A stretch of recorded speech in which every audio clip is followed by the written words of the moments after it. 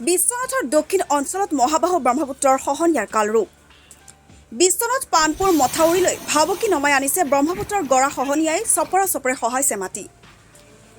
ইতিমধ্যে বহু ৰাজক গাঁও ব্ৰহ্মপুত্ৰ নদীয়ে গ্ৰাস কৰাৰ পিছতো যোৱা দুদিনৰ পৰা বিশ্বনাথৰ কুমলীয়াপাৰ, জোলাপাৰা, চতিয়াৰ শিঙিমাৰীত গৰা খহনীয়ে তীব্ৰ ৰূপ ধাৰণ কৰা নৈপৰীয়া ৰাইজৰ নিদ্ৰা হৰণ কৰিছে।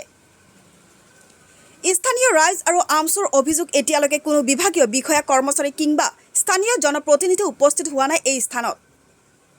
বৰ্তমানলৈকে খহনীয়া প্ৰতিৰোধৰ বাবে কোনো ধৰণৰ ব্যৱস্থা হাতত লোৱা নাই।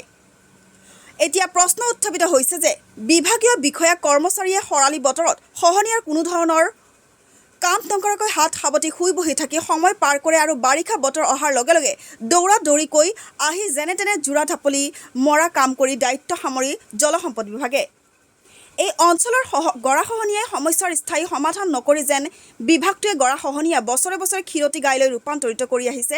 বিভাগটোৱে এই সন্দেহ স্থানীয় নৈপৰীয়া ৰাইজৰ।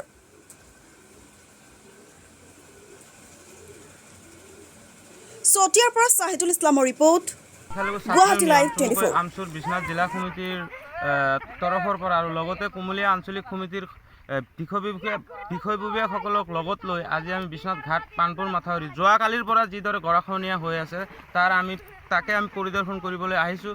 যোৱাকালি আমি ভিডিঅ'ত যিদৰে দেখা পাইছিলোঁ গৰাখহনীয়া হৈ আছে, ইয়াত আহি যিখিনি দেখা পালোঁ এই ভিডিঅ'ত দেখাতকৈ অলপ বেছি যেন গৰাখহনীয়া হৈ আছে।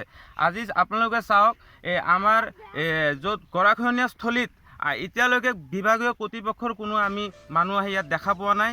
আৰু আমি বাৰম্বাৰ আমচুৰ বিশ্বনাথ জিলা সমিতিৰ পৰা আমি দাবী কৰি আহিছিলোঁ যে এই বিশ্বনাথ ঘাট পানপুৰ মথাউৰিৰ যিটো গৰাখহনীয়া, মানে এই গৰাখহনীয়াৰ এক স্থায়ী প্ৰতিৰোধ কৰিব লাগে। আৰু জলসম্পদ মন্ত্ৰী পীযুষ হাজৰিকা ডাঙৰীয়াকো আমি আহ্বান জনাইছিলোঁ, বহুতবাৰ আহ্বান জনাইছিলোঁ যে আপুনি আহি কমচে কম এই জাগাডোখৰ আহি পৰিদৰ্শন কৰক আৰু ইয়াৰ স্থায়ী নিৰাপত্তাৰ এটা ব্যৱস্থা কৰক। আজি আপোনালোকে চাওক, আমাৰ এই য'ত গৰাখহনীয়া হৈ আছে ইয়াত বহুতো মানে হাজাৰ হাজাৰ গাঁও, হাজাৰ হাজাৰ মানুহ ইয়াৰ পৰা মানে গৰাখহনীয়া হৈ এই মানুহখিনি মানে ইয়াৰ পৰা নাইকিয়া হৈছে। কিন্তু ইয়াত মানে কোনো ধৰণৰ স্থায়ী সমাধান নাই। অকল এটা ছিষ্টেমতে ইয়াত কাম হয়।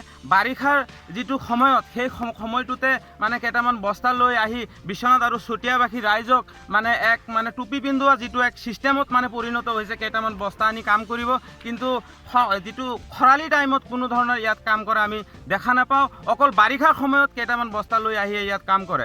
সেয়েহে আজি আপোনালোকৰ জৰিয়তে আমি চৰকাৰক আহ্বান জনাইছোঁ আৰু বিভাগীয় কৰ্তৃপক্ষক আহ্বান জনাইছোঁ যে এই যি গৰাখহনীয়া হৈ আছে বিশ্বনাথ ঘাট পানপুৰ